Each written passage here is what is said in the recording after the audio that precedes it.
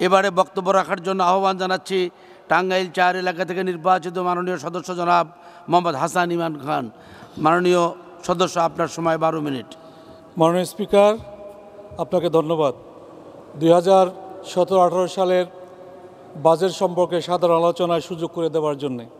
মাননীয় স্পিকার, বক্তব্যের শুরুতেই আমি গভীর শ্রদ্ধার সঙ্গে স্মরণ করছি জাতির জনক বঙ্গবন্ধু শেখ মুজিবুর রহমানকে, যার জন্ম না হলে আমরা এই বাংলাদেশ পেতাম না, স্বাধীনতা পেতাম না, মানচিত্র পেতাম না। মাননীয় স্পিকার, আমি স্মরণ করছি 1975 সালের 15 আগস্ট রাতের অন্ধকারে 32 নম্বরের সেই বাড়িতে বেগম ফজিলাতুন্নেসা মুজিব, শেখ কামাল, শেখ জামাল, শেখ রাসেল সহ যারা নিহত হয়েছেন সেই সকল শহীদদের প্রতি শ্রদ্ধা জানাচ্ছি। মাননীয় স্পিকার, 1971 সালের মহান মুক্তিযুদ্ধে যে সৈনিকেরা দেশপ্রাত্রিকাকে স্বাধীন করবার জন্যে নিজের তাজা রক্ত দিয়ে নিজেকে আত্মহুতি দিয়েছেন, সেই সকল 30 লক্ষ শহীদের প্রতি শ্রদ্ধা জানাচ্ছি। মাননীয় স্পিকার, আমি শ্রদ্ধা জানাচ্ছি জেলখানার অভ্যন্তরে জাতীয় 4 নেতাকে নির্মমভাবে হত্যা করা হয়েছিল, সেই জাতীয় নেতাকে শ্রদ্ধা ভরে স্মরণ করছি। মাননীয় স্পিকার, আমি কৃতজ্ঞতা জানাই বঙ্গবন্ধু কন্যা মাননীয় প্রধানমন্ত্রী শেখ হাসিনাকে, যিনি আমাকে মনোনয়ন দিয়ে 133 টাঙ্গাইল 4 কালিহাতী থেকে নির্বাচন করবার সুযোগ করে দিয়েছিলেন। আমি মাননীয় প্রধানমন্ত্রীকে আমি কৃতজ্ঞতা জানাই। মাননীয় স্পিকার, কালিহাতীর জনগণের প্রতি আমি কৃতজ্ঞতা জানাই যে এই কালিহাতীর মানুষ আমাকে 1,92,000 ভোট বেশি দিয়ে নির্বাচিত করে এই মহান জাতীয় সংসদে কথা বলবার সুযোগ করে দিয়েছেন। মাননীয় স্পিকার, উন্নয়নের মহাসড়কে বাংলাদেশ সময় এখন আমাদের। মাননীয় স্পিকার, মাননীয় অর্থমন্ত্রীকে ধন্যবাদ জানাই। মাননীয় অর্থমন্ত্রী 2017-18 অর্থ বছরের প্রস্তাবিত বাজেট 4,266 কোটি টাকার যে বাজেট তিনি প্রস্তাব করেছেন, এই বাজেট হলো জনগণের বাজেট, গরিবমুখী বাজেট, বাংলাদেশ গড়বার জন্য বাজেট। মাননীয় স্পিকার, রাজস্ব সংগ্রহের জন্য ভ্যাট একটি আধুনিক ও কার্যকর পদ্ধতি। মাননীয় স্পিকার, আবাসিক আবগারি শুল্ক পূর্বের ন্যায় বহাল রাখার জন্য আমি দাবি জানাচ্ছি। মাননীয় স্পিকার, আমাদের দক্ষিণ পশ্চিমাঞ্চলের জন্য যে পদ্মা সেতু, বহুমুখী পদ্মা সেতু হচ্ছে, সেই পদ্মা সেতু বঙ্গবন্ধু কন্যা মাননীয় প্রধানমন্ত্রী চ্যালেঞ্জ গ্রহণ করে এই পদ্মা সেতু নির্মাণ কাজ শুরু করেছেন। আমি তাই মহান জাতীয় সংসদে সেই পদ্মা বহুমুখী সেতু বঙ্গবন্ধু কন্যা মাননীয় প্রধানমন্ত্রী শেখ হাসিনার নামে পদ্মা বহুমুখী সেতু নাম করার জন্যে দাবি জানাচ্ছি। মাননীয় স্পিকার, আজকে বাংলাদেশে কোনো মানুষ না খেয়ে মরে না। গরিব দুঃখী মানুষের জন্যে মাননীয় প্রধানমন্ত্রী শেখ হাসিনা 50 লক্ষ পরিবারকে 10 টাকা কেজি চাল বিতরণ করছেন এই শেখ হাসিনা সরকার। মাননীয় স্পিকার, শিক্ষা ব্যবস্থার ব্যাপক উন্নতি হয়েছে।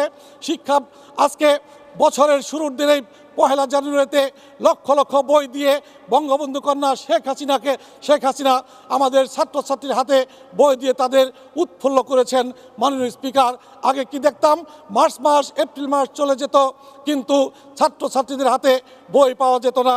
মাননীয় স্পিকার, বিদ্যুতে ব্যাপক উন্নতি হয়েছে। ইতিমধ্যেই সারা বাংলাদেশে 2018 সালের মধ্যে মাননীয় বিদ্যুৎ প্রতিমন্ত্রী শেখ হাসিনার নেতৃত্বে বলেছেন 18 সালের মধ্যে প্রত্যেকটি ঘরে ঘরে আমরা বিদ্যুৎ পৌঁছে দেব। মাননীয় স্পিকার, 33,849 কিলোমিটার নতুন বিদ্যুৎ লাইন সংযোগ করবে আমাদের বিদ্যুৎ মন্ত্রী বলেছেন। মাননীয় স্পিকার, কৃষিতে ব্যাপক উন্নতি হয়েছে। মাননীয় কৃষিমন্ত্রী এখানে উপস্থিত রয়েছেন। আজকে কৃষকের সারের জন্য রাস্তায় মিছিল করতে হয় না, গুলি খেয়ে মরতে হয় না। আগে সারের পিছনে কৃষক ঘুরত, এখন কৃষকের পিছনে সার ঘুরে সেই সারের ডিলার, যেই সারের ডিলারকে নিয়োগ দিয়েছিলেন ওই বিএনপি খালেদা জিয়া 1991 সালে, সেই সারের ডিলারকে দিয়েই আজকে মাননীয় প্রধানমন্ত্রী শেখ হাসিনা কৃষিমন্ত্রী কৃষকদেরকে সার বিতরণ করছে। আজকে হাওয়া ভবন থেকে যে লুটপাট করা হতো সারের নামে, সেই লুটপাট আর আজকে হয় না। মাননীয় প্রধানমন্ত্রীকে আমরা ধন্যবাদ জানাই। মাননীয় স্পিকার, ইউনেস্কোর মহাপরিচালক ইরিনা বোকোভা বলেছেন বাংলাদেশের এগিয়ে যাবার কথা তুলে ধরে প্রধানমন্ত্রীর শেখ হাসিনার নেতৃত্বের প্রশংসা করেছেন। মাননীয় স্পিকার, মার্কিন উপসহকারী পররাষ্ট্রমন্ত্রী এঞ্জিলা এভিলা বলেছেন 2030 সালের মধ্যে শীর্ষ অর্থনীতির দেশ হবে বাংলাদেশ। মাননীয় স্পিকার, আইটি খাতে শেখ হাসিনার সরকারের ব্যাপক সফলতা রয়েছে। সজীব ওয়াজেদ জয় মন্তব্য করেছেন 2018 সালের মধ্যে আইসিটি খাত থেকে রপ্তানি আয় $1 বিলিয়ন হারিয়ে যাবে। মাননীয় স্পিকার, নারীদের ক্ষমতায়নে বিশেষ অবদানের জন্য প্ল্যানেট 50-50 চ্যাম্পিয়ন ও এজেন্ট অফ চেঞ্জ পুরস্কার লাভ করেছেন মাননীয় প্রধানমন্ত্রী শেখ হাসিনা। মাননীয় স্পিকার, আমরা বলতে চাই, জঙ্গি ও সন্ত্রাস মোকাবিলায় সারা বিশ্বে তাক লাগিয়ে দিয়েছেন মাননীয় প্রধানমন্ত্রী।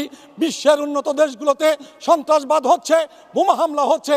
আজকে মাননীয় প্রধানমন্ত্রী বাংলাদেশকে সুন্দরভাবে পরিচালনা করছে। জঙ্গিবাদের বিরুদ্ধে জিরো টলারেন্স ঘোষণা করেছেন মাননীয় স্পিকার। আমি তাই বলতে চাই, বিএনপি জামাতের তাণ্ডবের কথা আমরা দেখেছি, আমরা শুনেছি। টেলিভিশন খুললে দেখা যেত মনে হয় বাংলাদেশে কোনো সরকার নেই। একটির পর একটি গাড়িতে আগুন জ্বালিয়ে, পেট্রোল দিয়ে আগুন জ্বালিয়ে তিনি কি করেছেন? শত শত মানুষকে পুড়িয়ে হত্যা করেছেন।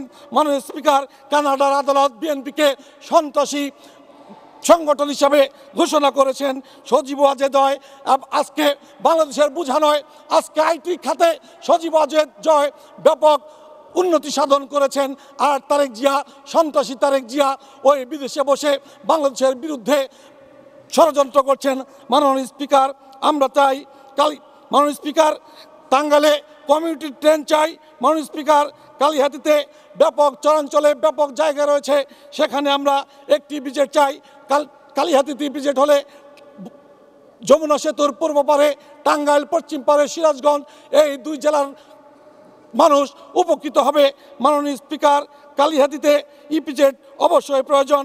কালিহাতীতে একটি আইটি পার্ক চাই। মাননীয় স্পিকার, কালিহাতীতে আমরা যদি ইকোনমি জোন করতে পারি তাহলে আমাদের ওই অঞ্চল অর্থনৈতিক অবস্থা পরিপূর্ণ হবে। মাননীয় স্পিকার, কালিহাতীতে ন্যাশনাল সার্ভিস চালু করা দাবি জানাচ্ছি। মাননীয় স্পিকার, আমাদের বেকার শিক্ষিত যুবকদেরকে আমাদেরকে কাজে লাগানোর জন্য কালিহাতীতে ন্যাশনাল সার্ভিস চালু করা দরকার।